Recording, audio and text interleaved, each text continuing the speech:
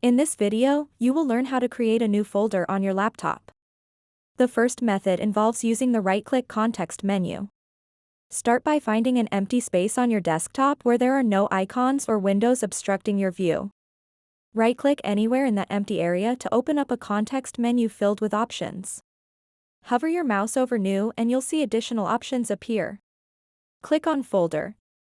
And just like that, a new folder will instantly appear on your desktop. For those who prefer quick actions, Method 2 is perfect. It uses a keyboard shortcut that speeds up the process significantly. Just press Ctrl plus Shift plus N keys simultaneously on your keyboard, and watch as a new folder pops up immediately.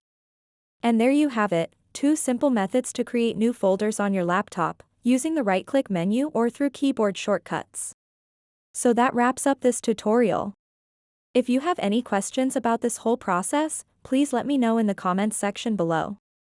And if this video helped you out, please give it a big thumbs up and subscribe to this channel for more tutorial videos like this one.